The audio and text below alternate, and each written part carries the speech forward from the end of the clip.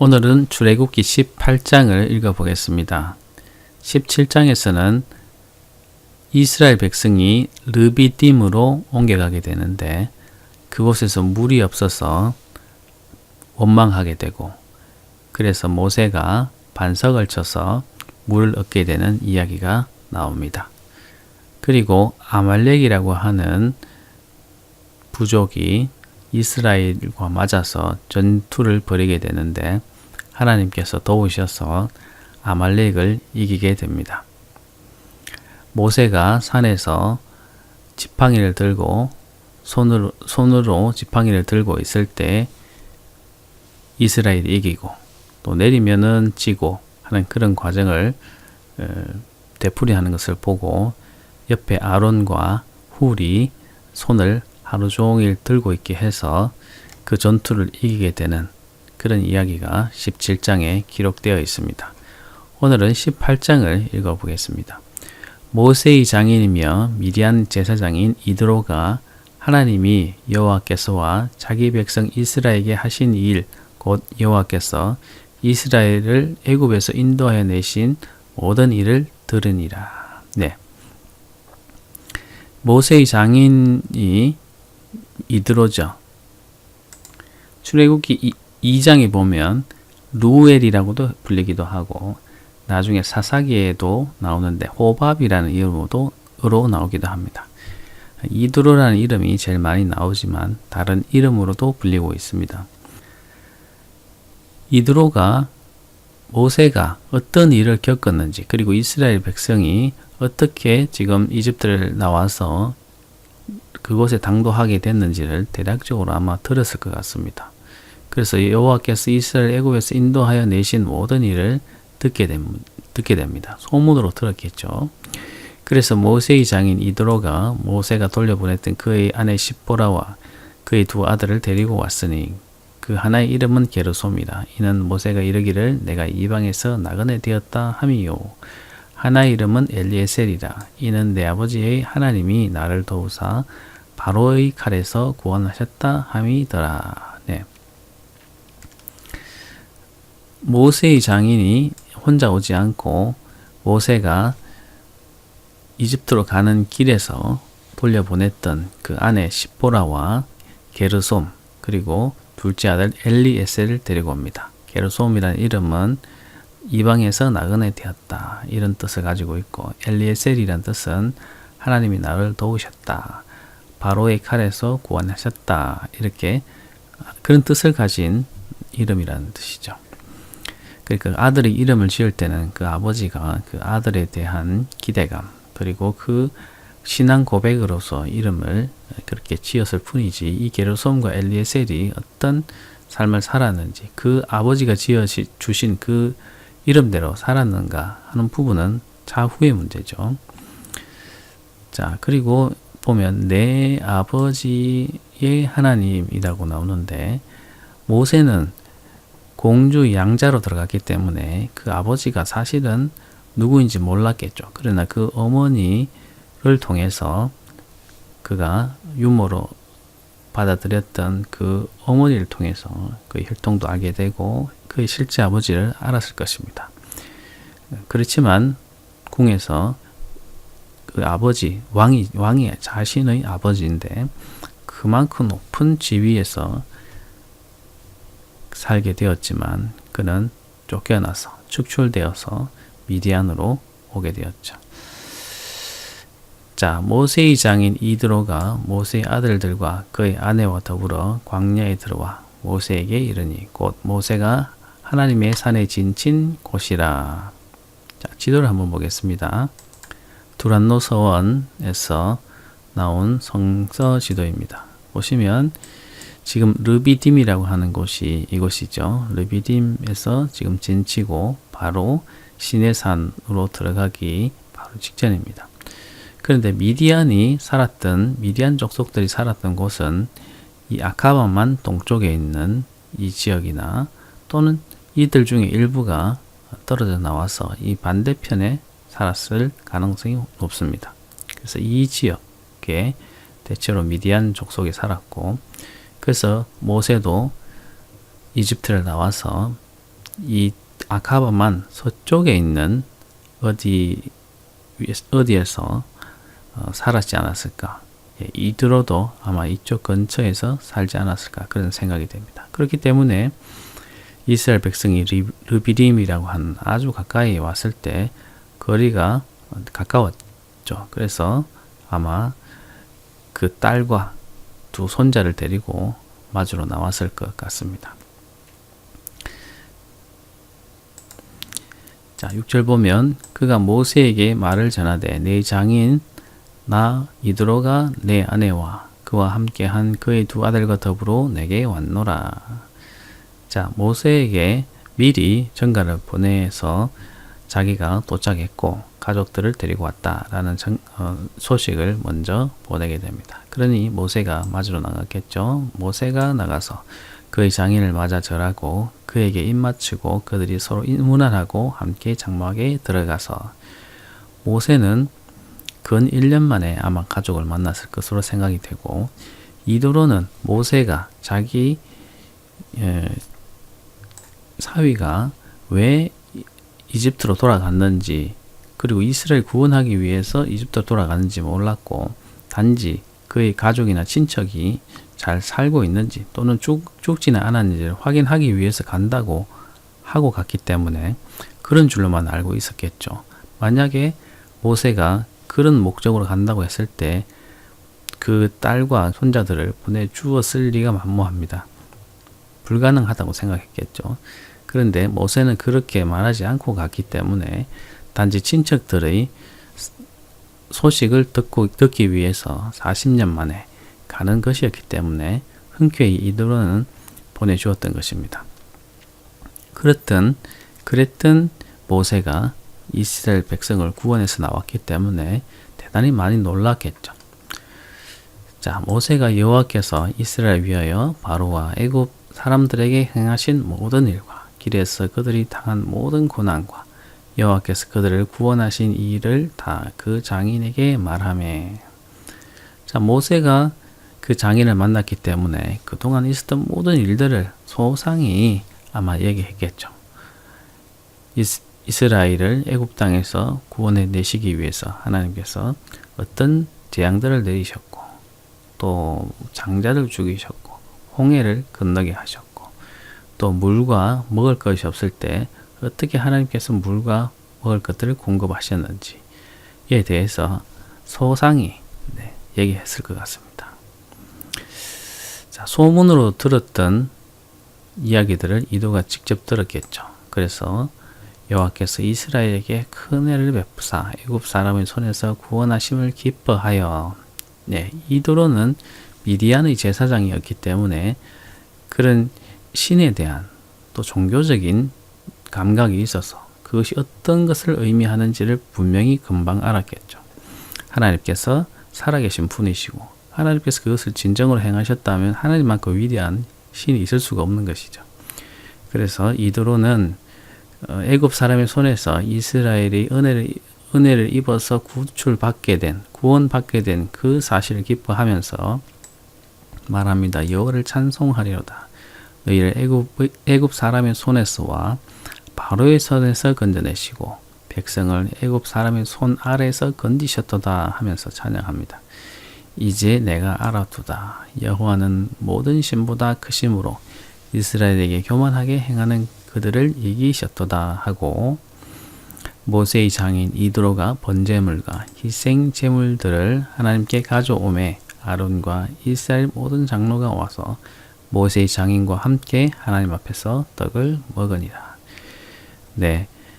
그동안 모세와 이스라엘 백성이 있었던 일들을 들을 때에 하나님이 얼마나 위대한 일을 행하셨는가를 알게 되었고 그래서 이드로는 그 앉은 자리에서 하나님을 찬미하고 칭송했습니다. 그리고 그것을 기뻐해서 번제물과 희생제물을 가져와서 하나님께 드리고 거기에 함께 있던 아론, 지도자들이겠죠. 아론과 이스라엘 모든 장로들이 그 자리에 있었는데 함께 그 제물을 나누면서 하나님을 찬미하고 교제했다.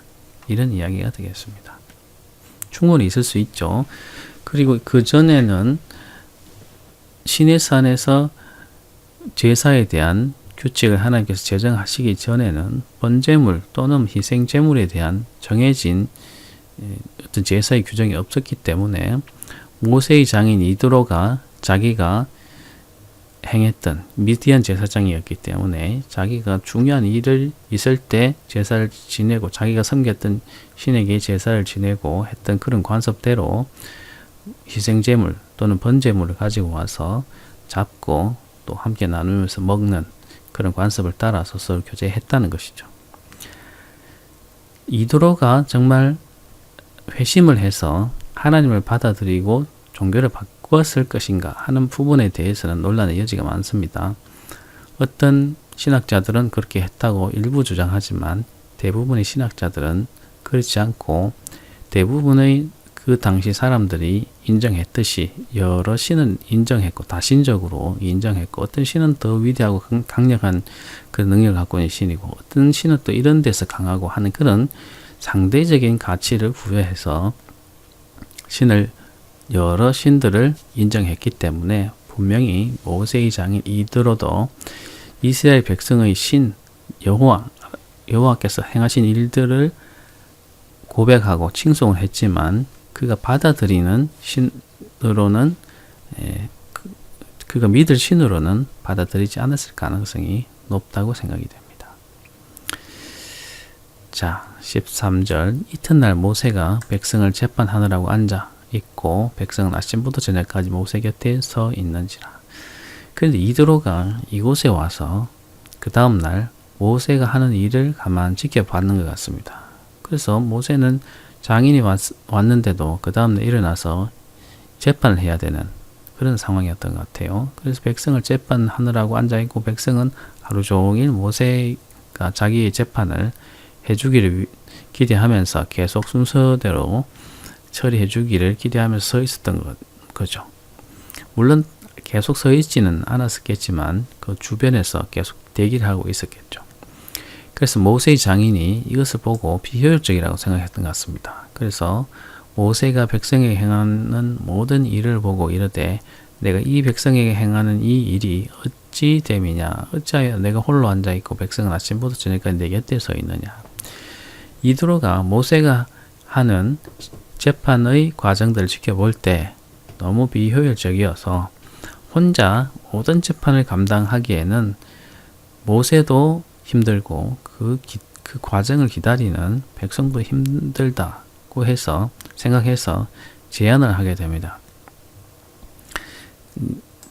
모세가 그의 장인에게 대답하되 백성이 하나님께 물으려고 내게로 옵니다. 네, 모세에게 왜 너는 혼자 일하고 백성은 하루 종일 너가 재판해 주기를 순서를 기다려야 되냐고 할 때 모세는 하나님께 물으려고 백성들이 나오는데 그것을 무시할 수도 없고 다 처리해 주다 보면 시간이 그만큼 갈 수밖에 없다라고 했겠죠. 그들이 일이 있으면 내게로 오나니 내가 그 양쪽을 재판하여 하나님의 율례와 법들을 알게 하나이다. 네, 그래서 그들이 재판을 하게 되면 하나님께서 어떤 의지를 갖고 계시고 어떤 뜻을 갖고 계시고 하나님께서 원하시는 건 뭐다라고 얘기를 해줘서 재판을 처리한다는 것이죠. 그래서 하나님의 율례와 법들을 알게 한다. 사실 하나님께서 율법을 주신 것은 아직 그런 때는 아니지만 율례와 법도 하나님께서 원하시는 건 이런 것이다 라는 것을 알려줘서 백성들이 그 재판의 결과에 순복할 수 있도록 하고 있다는 것이죠. 그래서 모세의 장인이 그에게 이르되 내가 하는 것이 옳지 못하다. 하는 재판이 옳지 못하다는 것이 아니라 그 처리하는 과정이 너무 비효율적이라고 하는 것이죠. 너와 또 너와 함께한 이 백성이 필경 기력이 있어야 하리니 이 일이 내게 너무 중함이라. 내가 혼자 할 수 없으리라. 이드로는 이렇게 계속 하다가는 모세 너도 지치고 백성들도 지치게 된다는 것이죠. 이 일이 너무 과중하고 힘들어서 내가 그것을 혼자 감당할 수 없다는 것입니다. 그래서 내가 제안을 하는데 내가 내게 방침을 가르치리니 하나님이 너와 함께 계실지로다. 자, 한 가지 내가 제도를 제안을 할 텐데 하나님께서도 그것을 알고 계실 것이다. 하나님께서 너와 함께 계시기 때문에 내가 그를 잘 판단하고 들어보라는 것이죠. 너는 하나님 앞에서 그 백성을 위하여 이 사건들을 하나님께 가져오며 그들에게 율례 법도를 가르쳐서 마땅히 갈 길과 그 할 일을 그들에게 보이고 너는 또 온 백성 가운데서 능력 있는 사람들 곧 하나님을 두려워하며 진실하며 불의한 이익을 미워하는 자를 살펴서 백성 위에 세워 천부장과 백부장과 50부장 10부장을 삼아 그들이 때를 따라 백성을 심판하게 하라. 큰 일은 모두 내게 가져갈 것이요 작은 일은 모두 그들이 스스로 전파할 것이니 그리하면 그들이 너와 함께 감당할 것인즉 일이 내게 쉬우리라. 자 보십시오. 너는 하나님 앞에서 그 백성을 위해서 이 사건을 하나님께 가져오면 그들에게 율례 법들을 가르치고 마땅히 갈 길과 그들의 백성에게 보이고 이것은 지금까지 하고 있는 것이죠. 그 백성에게 하나님의 법도와 율례를 가르쳐서 어떻게 해야 되는지 어느 쪽이 잘하고 잘못했는지를 잘 가르쳐주고 있는 가르치는 것이죠. 이건 기존에 하고 있던 이야기고요. 자, 그런데 너는 또 온 백성 가운데서 능력 있는 사람들, 자, 능력이 있어야 되고, 하나님을 두려워하고, 진실하고, 불의한 이익을 미워하는 자, 뇌물을 받는다든지, 또는 어떤 개인적인 사적인 유익을 위해서 재판을 바꿀 수 있는 여지가 있는 사람들을 빼고, 불의한 이익을 미워하는 그런 사람을 잘 살펴서 백성들 위에 세우라는 것이죠. 관리를 세우라는 것이죠. 그래서 천부장, 백부장, 50부장, 10부장을 세우라는 것입니다. 천부장은 그 밑에 대략 1000명 정도의 사람이 있어서 1000명을 다스리는 관리, 그리고 백부장은 100명, 50부장은 그 밑에 50명을 다스리는 그런 관리, 10부장은 10명 정도 되겠죠. 그렇게 해서 이 백성들을 다스리는 체제를 만들라는 것입니다.